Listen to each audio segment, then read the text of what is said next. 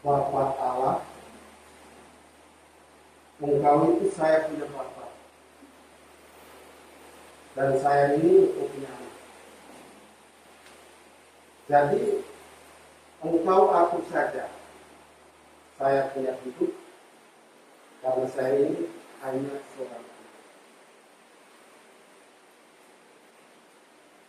Saudara-saudari yang terkasih dalam Tuhan, ini adalah senandung doa teramat sederhana, digaras hampir 100 tahun lamanya oleh seorang beriman di sebuah kampung terpencil di Nusa Bunga. Sebuah untayan doa yang menggambarkan kepasrahan dan penyerahan diri secara total terhadap kehendak Allah. Dia tidak dapat diragukan lagi. Percaya teguh akan kepedulian Tuhan dalam setiap geliat dan peristiwa hidupnya. Sakitnya dilihat sebagai kepedulian Allah. Sehatnya adalah pratanda kepedulian Allah. Gagalnya dipandang sebagai kepedulian Allah. Suksesnya adalah pratanda peran serta Allah, kepedulian Allah. Dia telah berpulang ke pangkuan Tuhan yang dalam untayan doanya selalu dia sebut sebagai Bapa. Saudara-saudari yang terkasih dalam Tuhan, liturgi Minggu Biasa ke-30 yang kita rayakan hari ini berbicara kepada kita tentang kepedulian Allah yang adalah Bapa kita kepada manusia yang adalah anak-anaknya. Kepedulian itu adalah sebongkah harapan yang mengalir keluar dari hati Bapa yang melimpah cinta itu, agar anak-anaknya bisa mencapai kehidupan yang benar dalam sebuah kepenuhan. Serentak pula Allah Bapa menunjukkan jalan lapang yang harus diikuti manusia sebagai anak untuk mencapai tujuan ini.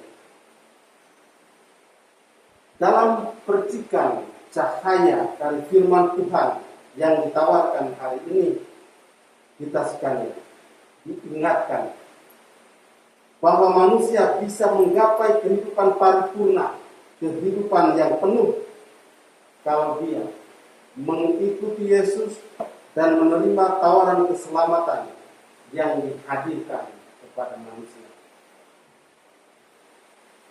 Saudara-saudari yang terkasih,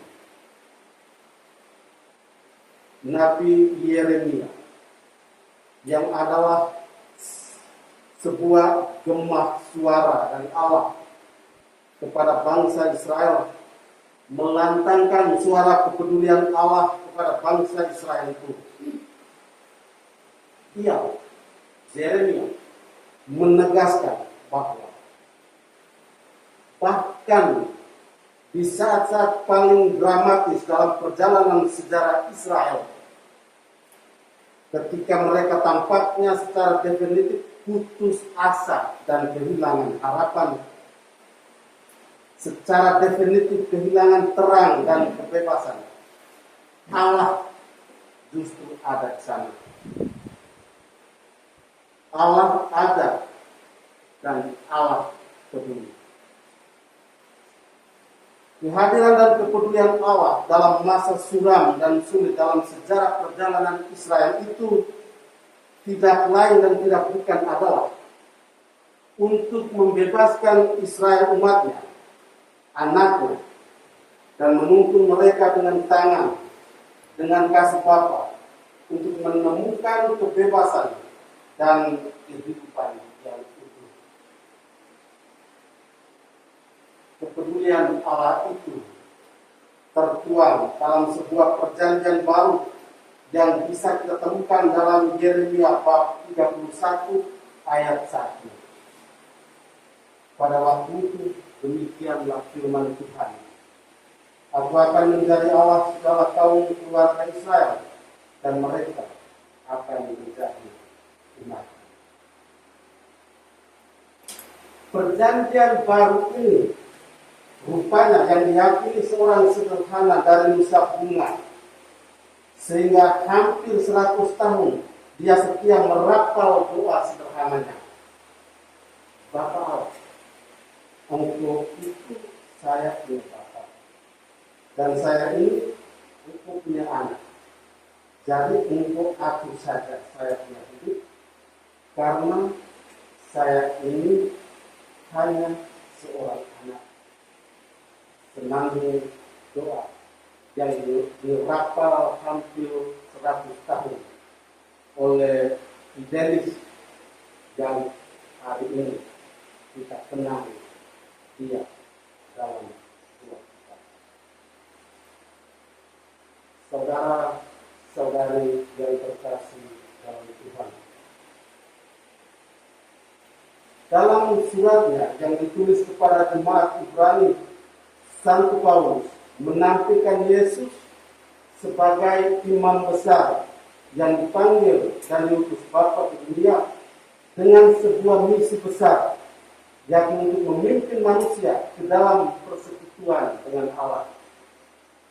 Merujuk pada sosok Yesus dan misi perutusan yang diemban, Paulus lantas menyarankan serentak menggalut perhatian umat Ibrani kepada sebuah titik terang benderang dan yang tertinggi di atas segalanya, yakni kasih Tuhan bagi umatnya.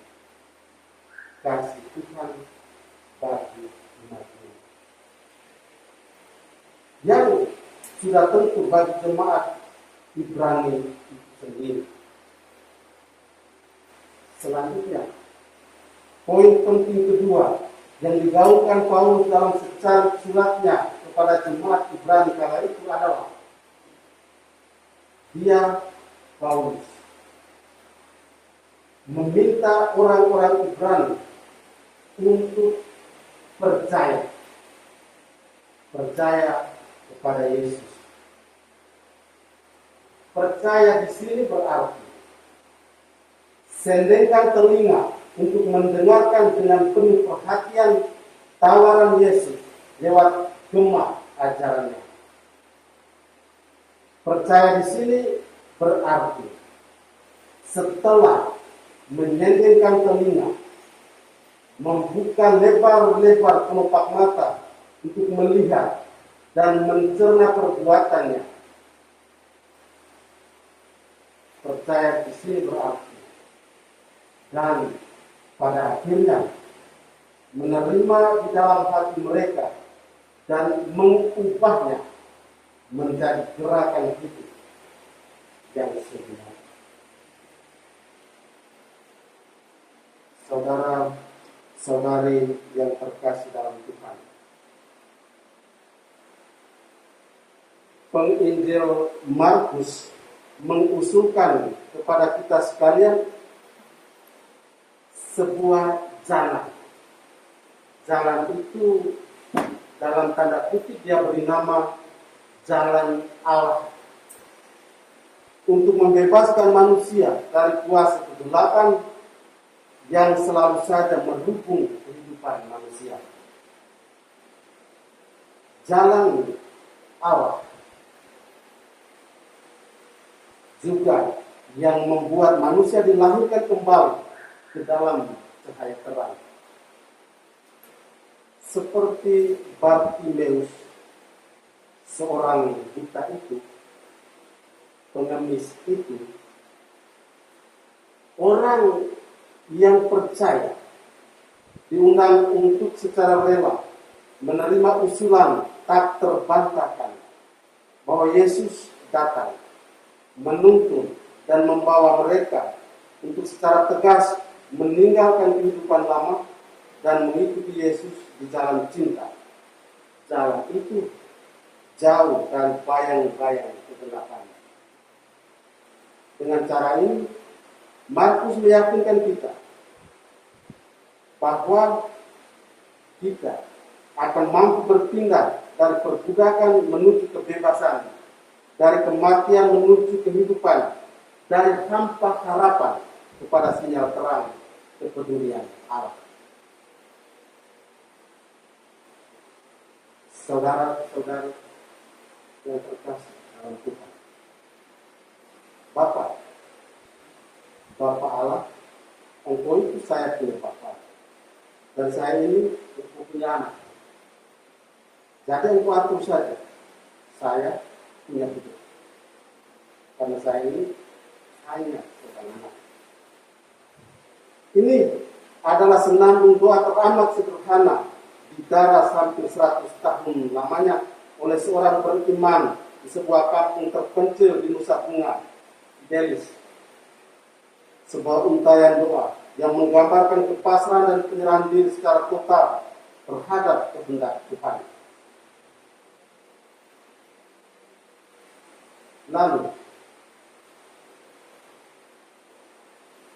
saya sampai kepada sebuah kalimat yang penting yang pernah dicetuskan oleh Fidelis di ambang batas kehidupannya di dunia, seperti ini. Kalau saya mati, saya tidak mau supaya kamu menangis.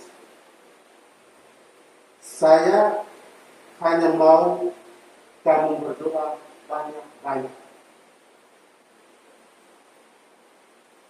Dan saudara-saudari, bahkan percaya dan yakinnya Fidelis akan kepedulian Allah dalam